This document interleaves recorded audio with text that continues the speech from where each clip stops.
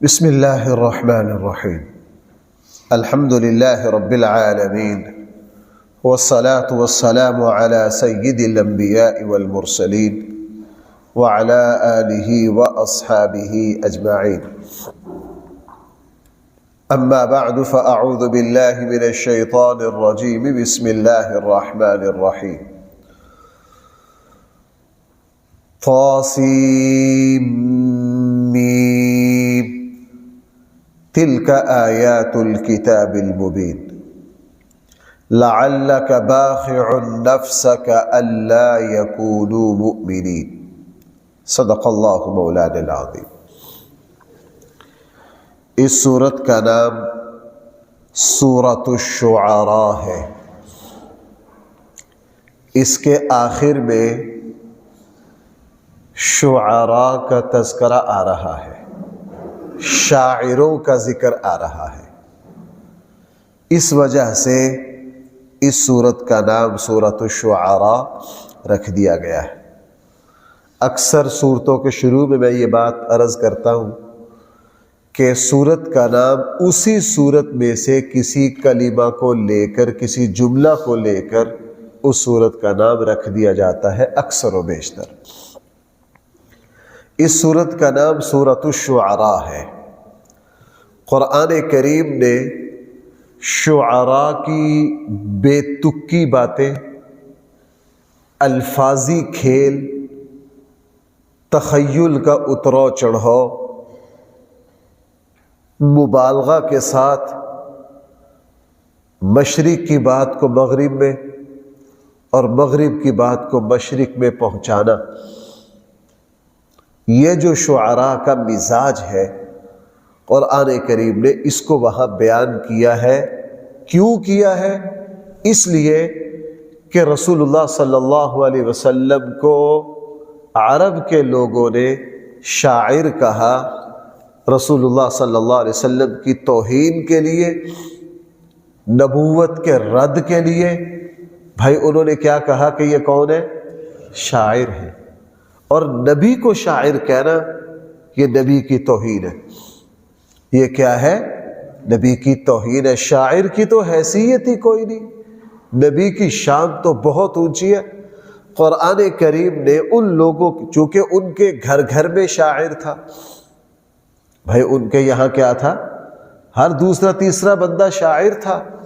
قرآن کریم نے ان کے سامنے اس حقیقت کو کھولا کہ جناب رسول اور شاعر میں کوئی جوڑ نہیں ہے. رسول کی شان یہ ہے کہ اس کی کسی بات میں ایک بال کے برابر بھی مبالغہ نہیں، صرف الفاظی کھیل نہیں، حقیقتیں ہیں. اور شاعر جو ہے ان کا ایک اپنا آزاد مزاج ہوتا ہے. عموماً جو شاعر ہوتے ہیں بھائی، کہا جاتا ہے کہ یہ الفاظ کے میدان کے شاہسوار ہوتے ہیں اور عملی زندگی کے شاہسوار میدان شجاعت کے بہادر یہ نہیں ہوتے. اور رسول اللہ صلی اللہ علیہ وسلم کے بارے میں عرب کے بڑے بڑے حضرت علی جیسے بہادروں نے کہا کہ ہم نے میدان جنگ میں رسول اللہ صلی اللہ علیہ وسلم کو اشجع الناس، لوگوں میں سب سے زیادہ بہادر پائے. حضرت علی بہت جنگجو بندے تھے. حضرت حمزہ رضی اللہ عنہ، خالد بن ولید رضی اللہ عنہ، یہ لوگ بہت جنگجو تھے. حضرت علی سے کسی نے پوچھا کہ آپ نے سب سے زیادہ بہادر کس کو پایا جنگ میں؟ کہنے والے کا خیال یہ تھا کہ حضرت علی اپنا کہیں گے چونکہ بہت بہادر ہے. حضرت علی نے فرمایا نہ، میں نے سب سے زیادہ بہادر نبی کریم صلی اللہ علیہ وسلم کو پایا. اب حضرت حسان بن ثابت رضی اللہ عنہ عظیم الشان صحابی ہیں، اللہ کے نبی کے محبوب شاعر ہیں. اللہ کے نبی کے کیا ہیں؟ محبوب شاعر ہیں. لیکن میدان جنگ کے آدمی نہیں تھے، جنگ میں لڑ نہیں سکتے تھے. شاعروں کے کلام کا توڑ کرتے، جواب دیتے، وہ رسول اللہ صلی اللہ علیہ وسلم کے خلاف کوئی شعر پڑھتے تو حضرت حسان منٹوں میں توڑ کے پھینک دیتے ان کے شعر کو، لیکن میدان جنگ کے بندے نہیں تھے۔ غزوہ خندق جب ہوا، رسول اللہ صلی اللہ علیہ وسلم نے صحابہ اکرام کی مشاورت سے مدینہ کے ایک قلعے میں بچے اور عورتوں کو بھائی کیا کر دیا، محفوظ کر دیا، چونکہ بنو قریظہ اندر تھے یہودی قبیلہ جس کی بغاوت کا خطرہ تھا، اور ان کے اوپر معمور کیا کن کو، حضرت حسان بن ثابت کو قلعے کی نگرانی کے لیے۔ اب ایک یہودی کو دیکھا کہ وہ قلعے کے دائیں بائیں چکر لگا رہا ہے۔ ایک روایت میں حضرت صفیہ رضی اللہ عنہ جو رسول اللہ صلی اللہ علیہ وسلم کی پھوپھی ہے، بھائی جو کیا ہے رسول اللہ صلی اللہ علیہ وسلم کی، ہاں حضرت زبیر کی جو والدہ ہے، انہوں نے حضرت حسان سے کہا حسان یہ یہودی چکر لگا رہا ہے ادھر جاسوسی کے لیے، پکڑو اس کو۔ حضرت حسان نے کہا آپ کو پتہ ہے میں اس کام کا بندہ نہیں ہوں۔ حضرت حسان نے کیا کہا، میں اس میدان کا بندہ نہیں ہوں۔ جب وہ یہودی کی پوری سازش حضرت صفیہ نے سمجھ لی نا، حضرت صفیہ نے پکڑا ڈنڈا، پیچھے سے گئی سر میں مارا، ایک وہی گرا دیا، اس کو قتل کیا۔ جب اس یہودی کو اچھی طرح قتل کیا حضرت صفیہ نے، تو پھر واپس آئی حضرت حسان سے کہا حسان اس کی وردی اور اس کا اسلحہ یہ اتار لو۔ حضرت حسان نے کہا میرے جنگ کے سامان کا کیا کرنا ہے، مجھے ضرورت نہیں ہے، مجھے ضرورت۔ حضرت حسان خود فرمایا کرتے تھے میں میدان جنگ کا بندہ نہیں ہوں۔ شاعر جو ہوتے ہیں وہ الفاظی دنیا کے تو شاہ سوار ہوتے ہیں، لیکن جہاں بہادری دکھانی ہوتی ہے شاعر اس میدان کے لوگ ہیں۔ اس لیے پاکستان میں جب بھی کوئی دین کی تحریک چلتی ہے آپ کو یہ بڑے بڑے نعت خواں، بڑے بڑے نقیب، یہ بڑے بڑے شاعر ایک نہیں ملے گا، چونکہ یہ اس میدان کے لوگ نہیں ہیں۔ یہ میں بھائی اتنی تفصیل کیوں لایا ہوں، اس صورت کا نام کیا ہے، میں اس صورت کا تعارف عرض کر رہا ہوں، میں ویسے نہیں آپ کو یہ بات سنا رہا۔ سورۃ الشعراء شاعروں کے نام پر ایک سورت ہے پورے قرآن کی، اور اس کے آخری رکوع میں قرآن کریم نے شاعروں پر کلام کیا ہے اس فرق کو واضح کرنے کے لیے کہ تم نے توبہ نعوذ باللہ رسول اللہ صلی اللہ علیہ وسلم کو شاعر کہہ دیا ہے۔ رسول اقدس صلی اللہ علیہ وسلم اور نبی کی شان جو ہے وہ شاعر سے بہت اوپر ہے، شاعر کی کوئی حیثیت نہیں ہے، اس لیے اس صورت کا نام سورۃ الشعراء ہے۔ اور یہ صورت جو ہے یہ مکی صورت ہے، اور مکی صورتوں میں آپ کو پتہ ہے مکی صورتوں کا ایک موضوع ہوتا ہے سابقہ انبیاء کے حالات رسول اللہ صلی اللہ علیہ وسلم اور میرے اور آپ کے سامنے رکھنا، میرے اور آپ کے سامنے رکھنا۔ کیوں؟ تاکہ نبی کریم صلی اللہ علیہ وسلم اور آپ صلی اللہ علیہ وسلم کی امت ان نبیوں کی زندگی سے بھائی کیا حاصل کرے، سبق حاصل کرے۔ انسان جب مشکلات میں ہوتا ہے تو اپنے بڑوں کے واقعات سے اپنے لیے طاقت حاصل کرتا ہے، قوت حاصل کرتا ہے۔ اس لیے تفصیل کے ساتھ یہاں کافی سارے نبیوں کا تذکرہ آئے گا۔ اس کا ایک پہلو تو وہ ہے جو ہمارے درسوں میں آئے گا، اور جتنے نبیوں کا تذکرہ آ رہا ہے اس کا ایک خاص انداز سے تذکرہ انشاءاللہ اگر یاد رہا، اللہ نے توفیق دی تو اس جمعے کی تقریر میں بھی میں اسی صورت میں جو قرآن کریم نے جو انبیاء کا تذکرہ کیا ہے ان انبیاء کے جو اوصاف اور خواص جو ہیں انشاءاللہ اس کا کچھ خلاصہ میں جمعے کی تقریر میں بھی عرض کروں گا۔ اب ذرا الفاظ دیکھیے۔ اس صورت کا آغاز جو ہوا ہے بھائی وہ حروف مقطعات سے ہوا ہے، اور مکی صورتوں کا آغاز کہاں سے ہوتا ہے؟ جہاں جہاں حروف مقطعات آتے ہیں وہ ساری کون سی صورتیں؟ سوائے سورہ بقرہ کے۔ سورہ بقرہ کے شروع میں بھی حروف مقطعات ہیں، لیکن سورہ بقرہ جو ہے بھائی وہ مدنی صورت ہے، مکی صورت نہیں ہے۔ طاسیم میم حروف مقطعات کا معنی کیا ہے اللہ اور اس کے رسول ہی بہتر جانتے ہیں، کسی کو اس کا معنی نہیں آتا۔ مفسرین نے، بعض مفسرین نے، سب نے نہیں اور اکثریت نے بھی نہیں، کچھ مفسرین نے ان کی تشریح کرنے کی کوشش کی ہے، لیکن یہ ان کا اپنا اجتہاد اور اپنی رائے ہے، اپنا وجدان ہے۔ مثلا میں ایک سنا دیتا ہوں، شاہ ولی اللہ رحمہ اللہ کی رائے یہ ہے کہ جو حروف مقطعات ہے یہ اجمال ہے، اور آگے آنے والی صورت جو ہے وہ اس کی کیا ہے؟ تفصیل ہے، لیکن یہ کیسا اجمال ہے ہم نہیں سمجھ سکتے، اس لیے صحیح بات، راجح بات یہی ہے حروف مقطعات کی تشریح کسی کو نہیں آتی، یہ اللہ اور اس کے رسول ہی جانتے ہیں یہ کیا ہے۔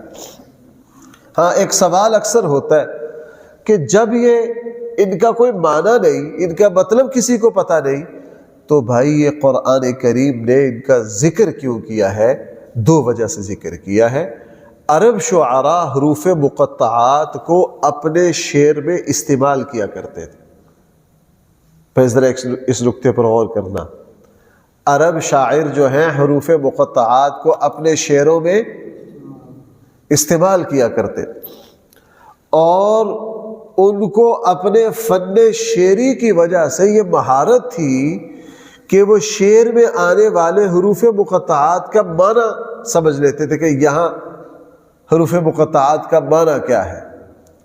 قرآن کریم نے سورت کے شروع میں حروف مقطعات کا تذکرہ کیا اور سارے شاعروں کو کہا ذرا ان کی تشریح کر کے دکھاؤ، ان کی کیا کر کے دکھاؤ۔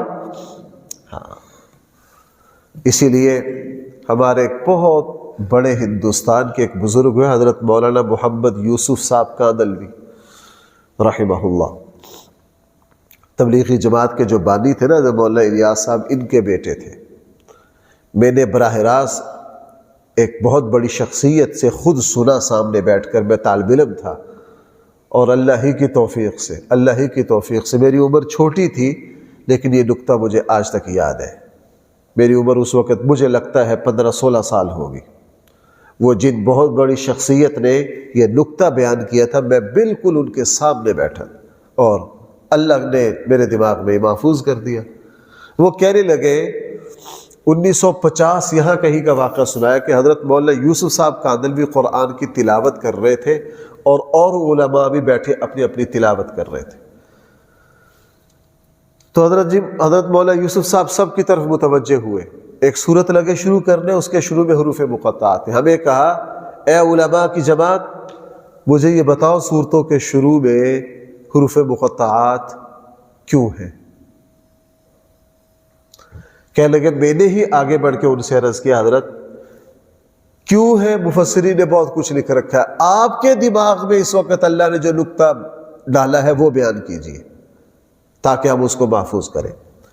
کہنے لگے پھر حضرت مولانا یوسف صاحب نے ایک نکتہ بیان کی، کہنے لگے کہ مجھے یوں لگتا ہے کہ سورت کے شروع میں، قرآن کے شروع میں ہی، سورہ بقرہ کے آغاز میں ہی، بھائی ذرا توجہ کرنا یہ بڑی اہم بات ہے، حروف مقطعات کا جو تذکرہ کیا یہ اس لیے کیا تاکہ جتنے بھی بڑے بڑے علم کے دعویٰ رکھنے والے ہیں، علماء ہیں، فضلاء ہیں، شاعر ہیں، ادیب ہیں، مفسر قرآن ہیں، شیخ الحدیث ہیں، بڑے بڑے پروفیسر ہیں، سب کو یہ کہا اگر اس کتاب سے کچھ لینا چاہتے ہو سب سے پہلے اپنے علم کا دعویٰ چھوڑنا پڑے گا۔ کیا چھوڑنا پڑے گا؟ ہاتھ کھڑے کرنے پڑیں گے کہ مجھے کچھ نہیں آتا۔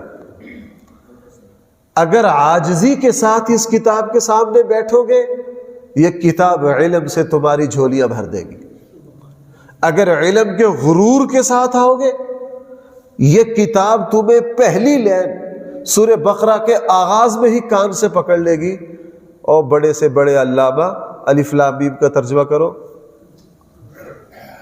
الف لام میم کا کیا کرو، تو بھائی بڑے سے بڑا عالم کیا کہے گا ہمیں اس کا ترجمہ؟ قرآن کہنے لگے قرآن کریم نے علم والوں کے دماغ سے علم کا غرور نکالنے کے لیے حروف مقطعات رکھے ہیں کہ اس کتاب سے وہی اپنی جھولیاں بھرے گا جو اس کتاب کے سامنے بیٹھ کر کہے گا اے اللہ یہ آپ کا کلام ہے اور مجھے کچھ نہیں آتا، مجھے کچھ نہیں آتا۔ جب یہ کہے گا پھر اس کتاب کا مطالعہ کرے گا۔ اور بھائی حقیقت یہ ہے، میں آپ کو سچی بات عرض کروں بھائی، ذرا شاید میری بات آپ کے اتنے کام کی نہ ہو، میری طرح جو لوگ ممبر اور مصلی پر بیٹھنے والے ہیں ان کے لیے، خود میرے لیے یہ بات بہت ضروری۔ جس وقت تک علم کی دنیا میں علم کے اعتبار سے عاجزی رہتی ہے، کس اعتبار سے؟ ہم مولویوں کو میں پیسے کا غرور نہیں ہوتا چونکہ ہمارے پاس پیسے نہیں ہوتے، پیسے والے کے پاس پیسے کا غرور ہوگا، چودھری کے پاس، وزیر کے پاس عہدے کا غرور ہوگا۔ میں نے اب بیان کیا تھا تکبر کی بہت ساری قسمیں۔ علم والے کے پاس پیسے کا غرور نہیں ہوتا، اس کے پاس کس کا غرور ہوتا؟ اس کے علم کا غرور ہوتا ہے، علم کا غرور ہوتا ہے۔ اور اللہ علم اس شخص کو نہیں دیتے جس میں علم کا دعویٰ آ جائے، جس میں کیا آ جائے؟ علم کا دعویٰ آ جائے۔ عاجزی اور انکساری سے، بھائی کوئی دوست میری بات سے ناراض نہ ہو، ہمارے یہاں یہ عموماً ماحول ہے، اگر کوئی سینئر بندہ صاحب مطالعہ کوئی عالم ہو، وہ کسی چھوٹے کی بات سننا وہ بڑی حقارت سے سنتا ہو، یہ کل کا بچہ اس کو کیا آتا ہوگا، یہ کل کا بچہ ہے اس کو کیا آتا ہوگا، اور واقعتاً پھر اس سے کوئی کام کی بات کام میں پڑتی بھی نہیں۔ اور میں آپ کو اپنا تجربہ بتاؤں، میں کبھی ادھر ادھر گیا ہوں نا، بعض جگہ ہمارے شاگرد ہمیں بلاتے ہیں، ہم سے پڑھے ہوتے ہیں، الحمدللہ اس خیال سے ان کے بیان کی طرف متوجہ ہوتے ہیں کہ اللہ تعالیٰ اس چھوٹے کے ذریعے کوئی خیر کی بات میرے کان میں ڈال دے گے، اور ایسا ہی ہوتا ہے۔ اللہ اس چھوٹے کی زبان سے کوئی ایسی قیمتی بات نکال دیتا ہے جس کی ہمیں اس وقت ضرورت ہوتی ہے، اللہ تعالیٰ ان کے ذریعے ہماری کیا کر دیتے ہیں؟ مدد کر دیتے ہیں، خیر کی بات ہماری۔ اس لیے علم کے اعتبار سے، اور میں آپ سے ایک سچی بات عرض کروں، جو بات آپ کو 15 دفعہ بھی آتی ہو نا، کوئی عالم کوئی شخص بیان کر رہا ہو، یہ نہ کہا کرو یار یہ تو مجھے آتی ہے، نہ، پتہ نہیں کہنے والا کس کیفیت میں ہے، اس کا پتہ نہیں اللہ کے ساتھ اس وقت کیسا رابطہ ہے، اس کے دل میں پتہ نہیں اس وقت ایمان کی کون سی حرارت اٹھی ہوئی ہے۔ عام سی بات اس کی زبان سے نکلے گی، آپ نے سنی ہوئی ہے، لیکن یہ آپ کے دل پر کیا کرے گی؟ کچھ برکات چھوڑ کر جائے گی۔ تو حضرت مولانا یوسف صاحب نے علماء کی جماعت سے کہا کہ اصل میں قرآن کریم نے بالکل شروع میں سورہ بقرہ کے آغاز ہی میں حروف مقطعات رکھ دیے، اس لیے تاکہ ہر علم والا سب سے پہلے اپنا دعوی علم کیا کرے؟ ختم کرے، اپنے آپ کو جاہل سمجھے، اپنے آپ کو کم علم سمجھے، اور پھر قرآن کا مطالعہ کرے تو قرآن پھر اس کو بہت کچھ دے گا۔ اس لیے بھائی توسیم میم کا معنی کیا ہے؟ کون جانتا ہے؟ اللہ اور اس کے رسول ہی جانتے ہیں، ہم نہیں جانتے، ہمارا علم زیرو ہے، ہمیں کوئی پتہ نہیں۔ تلک آیات الکتاب الحکیم، یہ واضح روشن کتاب کی آیات ہے۔ یہ قرآن کا جملہ بہت جامع ہے بھائی، جہاں بھی آتا میں اس کی تشریح کرتا ہوں۔ یہ واضح کتاب کی کیا ہے؟ یعنی یہ ایسی کتاب ہے، سورہ فاتحہ سے لے کے والناس تک کتنی لمبی چوڑی کتاب ہے بھائی، جب تلاوت ہوتی ہے رمضان میں پورا مہینہ حافظوں کو لگ جاتا ہے کہ نہیں؟ کتنی تفصیلی کتاب ہے، از اول تا آخر پوری کتاب بالکل واضح، بالکل روشن، مطلب واضح، تشریح واضح ہے۔ صرف چند آیات ہیں جو متشابہات میں سے ہیں، جن کا معنی کس کو آتا ہے؟ اللہ کو آتا ہے۔ بھائی ابھی پیچھے آیا تھا نا اللہ عرش پر قائم ہو گئے، میں نے وہاں کیا عرض کیا تھا؟ یہ متشابہات مشتبہات میں سے ہے، کون جانتا ہے ان کا معنی؟ اللہ جانتا ہے، وہ چند ہے بھائی، وہ کیا ہے؟ اس کے علاوہ پورا قرآن کریم بالکل واضح۔ آپ کسی دوسری کتابوں کو لے لیجئے، میں نے آپ کو کئی مرتبہ یہ بات کہی ہے، نہیں ہے اگر آپ کو میری بات کا تھوڑا سا ذرا علم الیقین یا مشاہدہ کرنا ہونا تو کل میں اس کا تجربہ کروں۔ کل انجیل لے آتے ہیں یہاں، اردو میں بھائی، کس میں؟ اردو میں۔ آپ انجیل کو یوں کھولو کہیں سے، پورا پورا صفحہ پڑھ جاؤ گے، پتہ ہی نہیں چلے گا یہ کیا کہنا چاہ رہے ہیں۔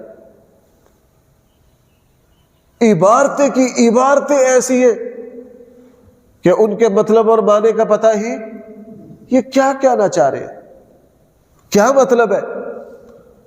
اور قرآن کریم بھائی، ہم نماز میں کھڑے ہوئے، ہم نے کہا الحمدللہ رب العالمین، اس کی تشریح ہر مسلمان کو آتی ہے کہ نہیں؟